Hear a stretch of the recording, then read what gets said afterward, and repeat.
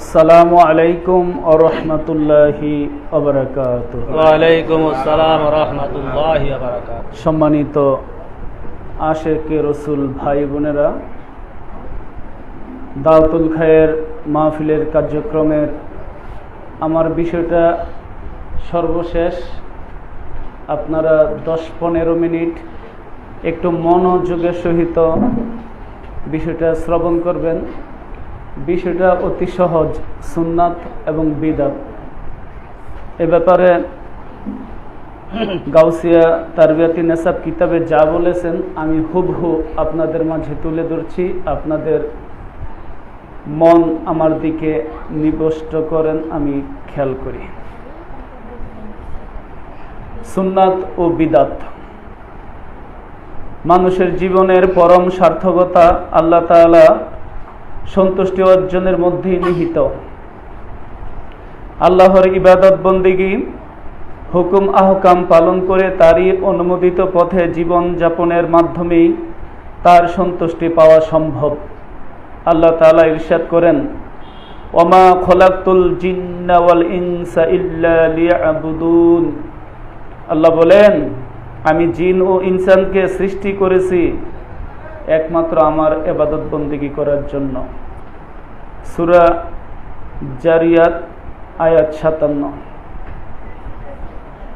বান্দা কিভাবে তার ইবাদত বন্দেগী করবে, কোন জীবন মাত্রা তাকে আল্লাহর পরিচয় দানে ধন্য করবে, আল্লাহর সঠিক আনুগত্য কিভাবে হবে, এসব প্রশ্নের সমাধান দিয়ে আল্লাহ তাআলা আরো ইরশাদ করেন,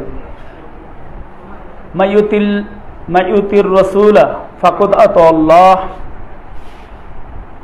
যে ব্যক্তি রাসূলের আনুগত্য করল সে তো আল্লাহ তাআলারই আনুগত্য করল। সূরা নিসা আয়াত 80। আল্লাহ তাআলা এ প্রসঙ্গে আরো বলেন, কুল ইন কুনতুম তুহিব্বুনাল্লাহ ফাত্তাবিউনি ইউহিব্বুকুমুল্লাহ ওয়া ইয়াগফির লাকুম যুনুবাকুম আল্লাহু গফুরুর রহিম। তরজমা, বলুন হে হাবিব, যদি তোমরা আল্লাহর ভালোবাসা চাও তবে আমার অনুসরণ করো, তাহলে আল্লাহ তাআলা তোমাদের ভালোবাসবেন আর তোমাদের পাপ মার্জনা করবেন। আল্লাহ তাআলা অতীব ক্ষমাশীল ও দয়ালু। বলি সুবহানাল্লাহ। সূরা আলে ইমরান 31 নম্বর আয়াত। আল্লাহ তাআলার পছন্দনীয় মানব জীবন রাসূলের আনুগত্য ও অনুসরণের মধ্যেই নিহিত। এক কথায় আল্লাহ তাআলা রাসূলের জীবন আচরণকে অনুসরণ করলেই আল্লাহ তাআলা আমাদের উপর খুশি হবেন। প্রিয় নবীর জীবনাচল উম্মতের অনুসরণ যোগ্য সকল বিষয়কেই সুন্নত বলা হয়। আসুন আমরা সুন্নতের পরিচয় সম্পর্কে জেনে নেই। সুন্নাত এর শাব্দিক তরিকা, কার্যপ্রণালী, জীবনাচার, প্রক্রিয়া, পদ্ধতি ইত্যাদি। এর বহুবচন হইল সুনানুন। যেমন কোরআন মজিদে ইরশাদ হয়েছে, কদ খলাকতা মিন ক্বাবলিকুম সুনান। তোমাদের আগে অতীত হয়েছে অনেক ধরনের জীবনাচার। অপর জায়গায় মহান আল্লাহ তাআলা আরো বলেন, সুন্নাতু মান কদ আরসালনা ক্বাবলাকুম মিন রুসুলিনা ওয়ালা তাজিদু লিসুন্নতি তাহবিলা। অর্থাৎ আল্লাহ তাআলা বলেন, আপনার পূর্বে আমি যত রাসূল প্রেরণ করেছি সবার ক্ষেত্রে এরকম নিয়ম ছিল, আপনি আমার নিয়ম ব্যতিক্রম করবেন না। সূরা বনী ইসরাইল। এখানে সুন্নতের সংজ্ঞা দেওয়া হয়েছে। এবার আমরা সুন্নতটা কি সেটা জানব। কিতাবের ভাষায় আস-সুন্নাতু তাতলুকু আলা কওলিহি আলা নবী করিম সাল্লাল্লাহু আলাইহি ওয়াসাল্লাম ওয়া ফিলিহি ওয়া সুকওয়াতিহিম আলা আকওয়ালিস সাহাবাতি ওয়া আফআলিহিম। অর্থাৎ বলা হচ্ছে সুন্নত হলো ওই জিনিস নবী করিম সাল্লাল্লাহু আলাইহি সাল্লামের কথা, কাজ এবং মৌনসম্মতি। আরো সুন্নত হলো সাহাবীদের কথা, কাজ এবং মৌনসম্মতিকে সুন্নাত বলা হয়। এরপর ইমাম আহমদ ইয়ার খান নৈমি রহমতুল্লাহ আলাইহি বলেন, সুন্নত বলতে বোঝায় হুজুর করিম সাল্লাল্লাহু আলাইহি সাল্লামের সকল বাণী এবং ওই সমস্ত কাজ ও অবস্থাকে যা মুসলমানের ক্ষেত্রে আমলের উপযোগী। প্রিয় নবী অর্থাৎ আমলের উপযোগী বলে নবীজি যা করছেন আমরা তা করব, কিন্তু এর ভিতরে দুইটা জিনিস ব্যতিক্রম।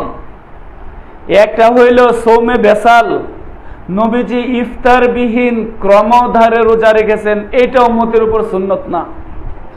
নবীজি 4-এর অধিক বিবাহ শাদী করেছেন, এইটা উম্মতের উপর সুন্নত না। অর্থাৎ নবীজি উম্মতের উপর যা বলে গেছেন তা হইল উম্মতের জন্য সুন্নত। এবার আল্লাহ তাআলা প্রিয় নবীকে খেয়াল করে বলেন, ইয়া আইয়ুহাল্লাযীনা আমানু আতিউল্লাহ ওয়া আতিউর রাসূলা ওয়া উলিল আমরি মিনকুম। অর্থাৎ আমাদেরকে বলতেছেন, হে ঈমানদারগণ, তোমরা আল্লাহর হুকুম মান্য করো, রাসূলের আনুগত্য করো, আর তোমাদের শাসন বারণের যারা অধিকারী তাদের নির্দেশ পালন করো। তো এখানে অতিরিক্ত বললাম না, তিনজনকে উদ্দেশ্য করে কথাটা বলা হয়েছে, আল্লাহর হুকুম, রসুলের হুকুম এবং রাজ্য যারা পরিচালনা করেন ইসলামী শরীয়ত মোতাবেক তাদের হুকুম, এই ক্ষেত্রে পীর মাশায়েখের হুকুম। এবার আসুন আমরা খেয়াল করি, আল্লাহ তাআলা আমাদেরকে বলতেছেন, মাইয়ুতির রাসূলা ফাকাদ আতাল্লাহ, আমার রসুল যা নিয়ে এসেছে তোমরা তার অনুসরণ করো। এরপর আল্লাহ তাআলা আরো বলেন, কুল ইন কুনতুম তুহিব্বুনাল্লাহ ফাত্তাবিউনি, অর্থাৎ আমার রসুল যা নিয়ে আসছে তোমরা তার অনুসরণ করো, তার অনুসরণ করলে আমি ক্ষমাশীল হয়ে তোমাদের পাপগুলো মার্জনা করব, কেননা আমি অতীব দয়াশীল ও দয়ালু। বলেন না সুবহানাল্লাহ। এরপরে আল্লাহ তাআলা দয়াল নবীজিকে নিয়ে আরো বলেন, মা আতাকুমুর রাসূলা ফাখুযুহু ওয়া মা নাহাকুম ইনদাহু ফান্তাহু, অর্থাৎ নবীজি যা আনছে তোমরা তা গ্রহণ করো, নবীজি যা নিষেধ করছে তোমরা তা থেকে বিরত থাকো। এরপরে আরো বলেন, লাকাদ কানা লাকুম ফি রাসূলিল্লাহি উসওয়াতুন হাসানাহ, অর্থাৎ রসুলের চরিত্র হইল, রসুলের কাজ হইল সবচেয়ে বেশি উত্তম। বলেন না সুবহানাল্লাহ। এক্ষেত্রে বলা হচ্ছে রসুল যা করবে তোমরা তা অনুসরণ করবে। এরপর হাদিসের ভাষায় সুন্নতের কথা বলা হচ্ছে, দয়াল নবীজি বলেন, মান আতাআনি ফাকাদ আতাল্লাহ ওয়া মান আসানি ফাকাদ আসা আল্লাহ, যে ব্যক্তি আমার আনুগত্য করলো সে তো আল্লাহরই আনুগত্য করলো, আর যে ব্যক্তি আমার অবাধ্য হলো সে আল্লাহর অবাধ্য হলো।